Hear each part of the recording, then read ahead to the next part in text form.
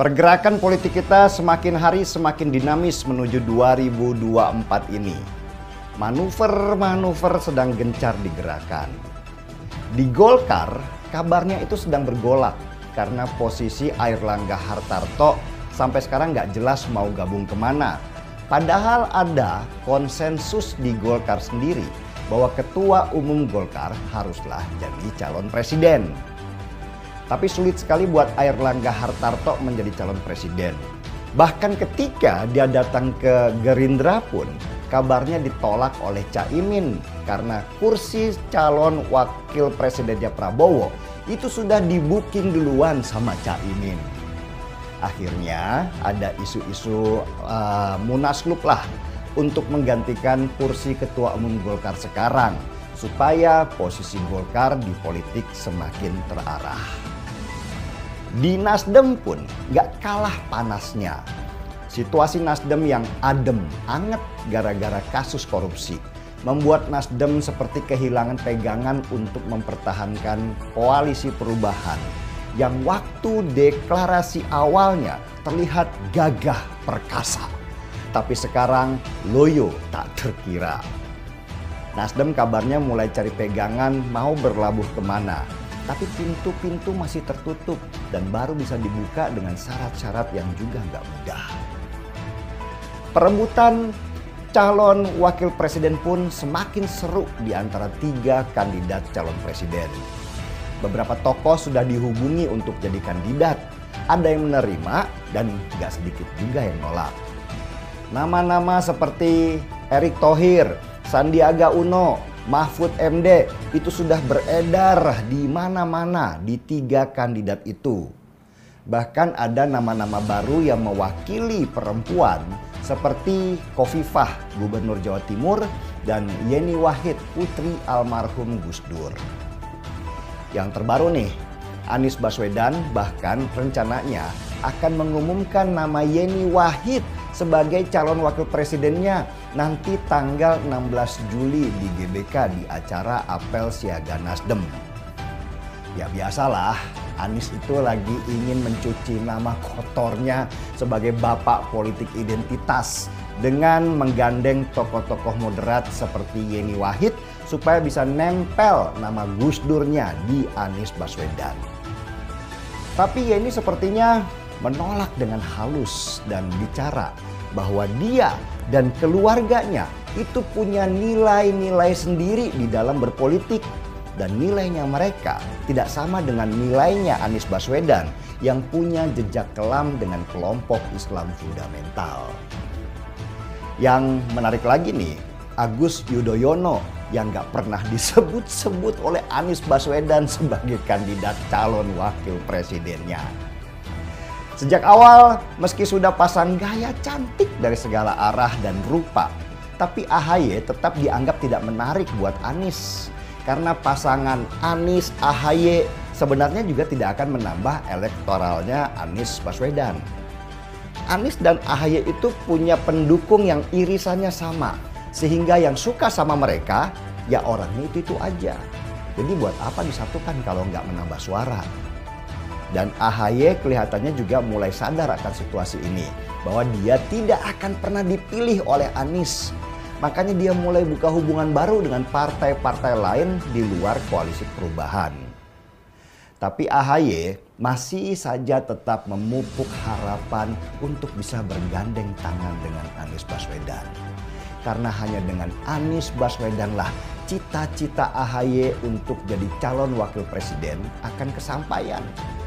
Kalau AHY ke Prabowo atau ke Ganjar, dia paling cuma kebagian kursi menteri aja.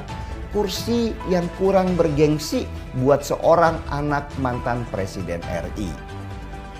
Tapi secara hitung-hitungan memang nggak masuk kalau nama Anies dan AHY ini disatukan ya. Mau pakai formula apapun. Kurang menarik meski mereka sama-sama muda. AHY dianggap gagal menarik simpati massa. Bahkan di Pilgub DKI tahun 2017 kemarin aja tempat dia diuji, AHY itu kalah. Bagaimana nanti kalau Pilpres? Bukannya menambah suara Anies, malah AHY jadi faktor pengurang suara. Dari semua kandidat calon wakil presiden, saya tuh paling sedih kalau dengar cerita AHY ini. Antara ekspektasi dan realita, itu seperti ada jurang pemisah yang sangat besar.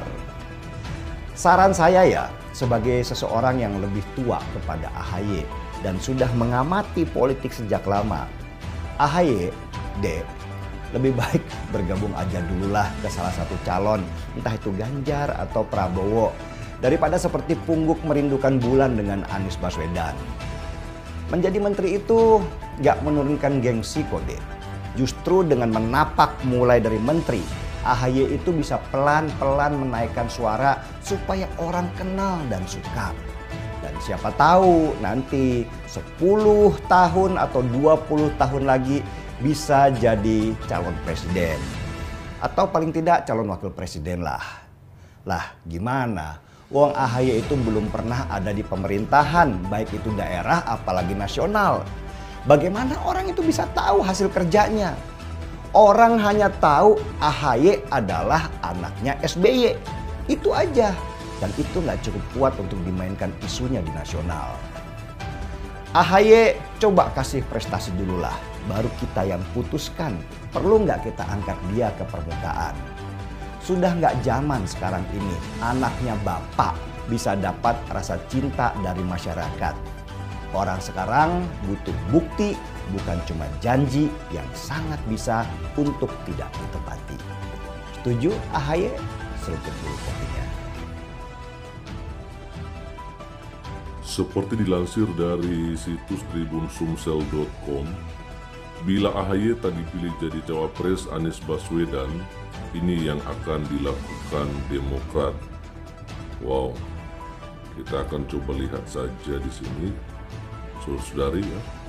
Ini dia, Ketua Umum Partai Demokrat yaitu Agus Harimurti Yudhoyono, satu dari sekian figur yang digadang bakal jadi cawapres Anies Baswedan. Anies Baswedan adalah bakal capres dari Koalisi Perubahan untuk Persatuan atau KPP, diusung oleh 3 partai politik, yakni Nasdem, PKS, dan Demokrat itu sendiri. Belakangan beredar rumor Demokrat dikabarkan memaksakan AHY untuk menjadi cawapres Anies Baswedan. Namun itu dibantah oleh sejumlah elit partai berlambang bintang Mercy itu. Bahkan rumor juga menyebut Partai Demokrat diduga akan hengkang dari Koalisi Perubahan bila Anies Baswedan tidak memilih ketua umum mereka AHY jadi cawapres.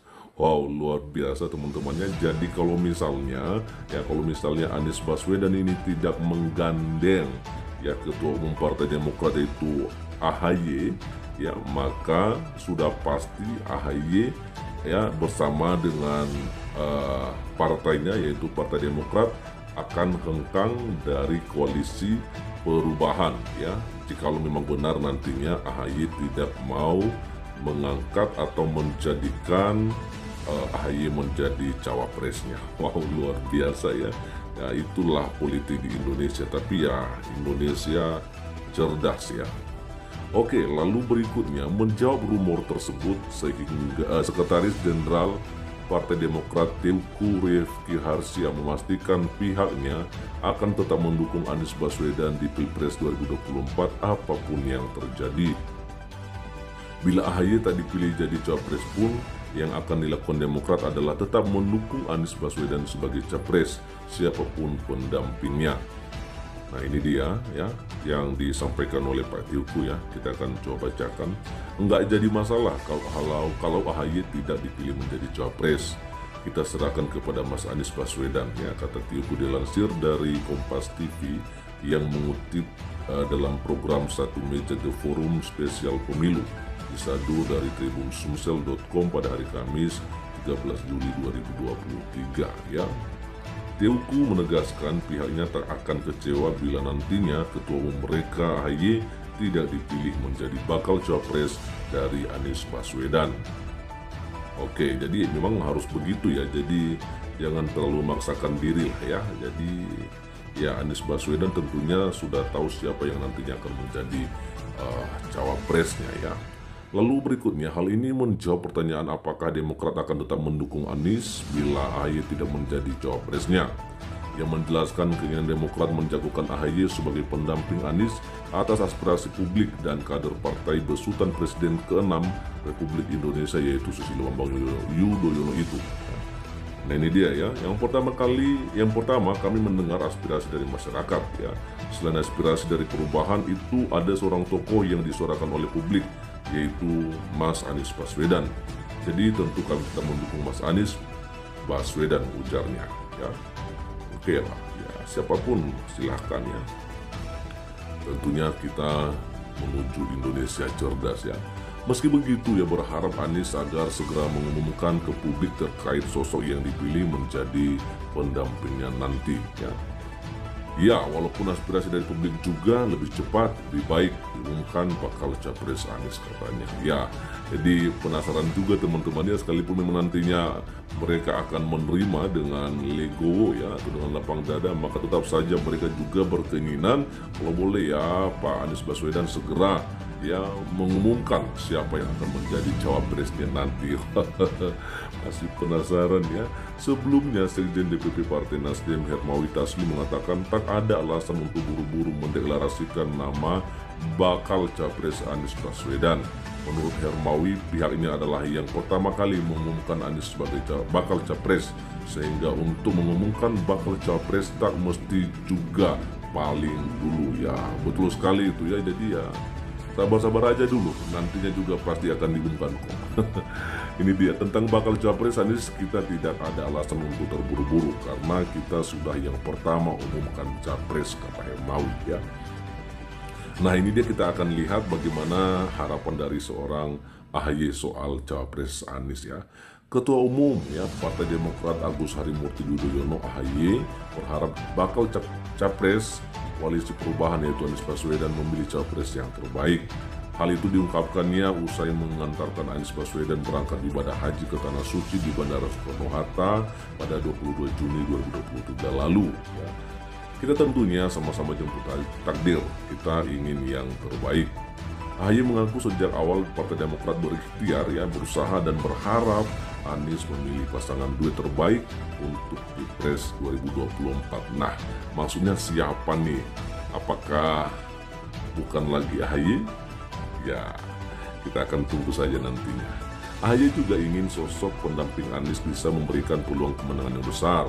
AHY mengajak semua pihak untuk sama-sama menunggu kabar baik dari Anies Baswedan soal nama bakal cawapres. Ya, kita tunggu kabar baiknya dan kekuatan secara lahir dan batin, karena pasti berbeda. Yang berangkat ke Tanah Suci bisa menunaikan ibadah haji itu pasti mendapatkan kekuatan dan juga keyakinan yang insya Allah bisa disebarluaskan, katanya kala itu ya. Nah jadi itu teman-temannya, tadi kita sudah melihat apa juga yang tadi disampaikan oleh Bang Denny Siregar, dan kemudian bagaimana tanggapan dari seorang AHY ya. Kalau misalnya nanti ke depan ya Anies Baswedan tidak akan memilih dia menjadi cawapresnya. Oke, selamat sore, selamat beristirahat tentunya ya teman-teman ya, dan kita menuju Indonesia cerdas.